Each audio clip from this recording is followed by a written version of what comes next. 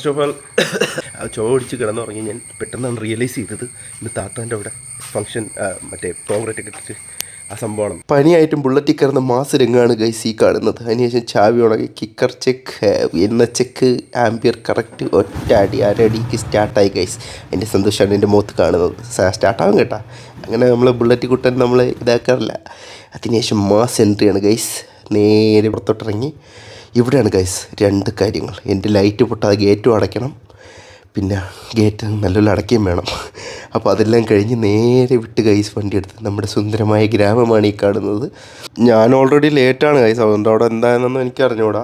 ചെന്ന് കയറിയപ്പോൾ ബിരിയാണീനെ മണം അടിച്ച് ചെമ്പിൻ്റെ അടുത്തോട്ടാണ് ചെന്നത്.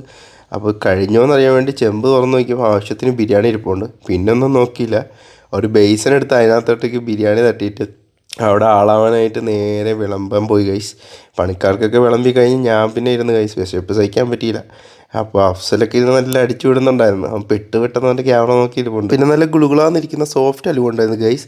പിന്നെ പൂച്ചസാറ് ചോദിക്കുന്നത് നിനക്ക് എന്താടാ വേണ്ടത്, നിനക്ക് നിൻ്റെ കാര്യം നോക്കി പൊക്കൂടെ എന്നൊക്കെ ചോദിക്കുന്നുണ്ടായിരുന്നു. അതുകൊണ്ട് ഞാൻ അവനെ വെറുതെ വിട്ട് അവിടെ എല്ലാം പൊതുങ്ങിയെന്ന് കണ്ടതിന് ശേഷം അവിടെ നിന്ന് ഇറങ്ങി ഗൈസ്. പിന്നെ നമ്മൾ പാത്രങ്ങളെ കൊണ്ട് അടുക്കളയിൽ വെച്ചു. ഇവന് ഒരു കയ്യിലാണെങ്കിൽ 5 പാത്രം. ഇവനൊരു മൾട്ടി ടാലൻറ്റ് ടാസ്കറോ.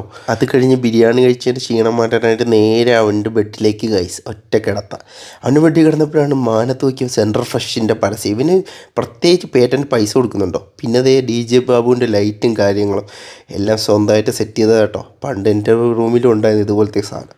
സ്വയരക്ഷയ്ക്കായിട്ട് അവനൊരു തോക്കം കരുതി വെച്ചിട്ടുണ്ട്. വിശ്രമമൊക്കെ കഴിഞ്ഞ് ആചാരം തെറ്റിക്കണ്ടല്ലോ എന്ന് പറഞ്ഞ് ഞാനും എടുത്ത് ഗൈസ് ഒരു പൊതിച്ചോറ് നേരെ ബുള്ളറ്റിലോട്ട് തൂക്കി.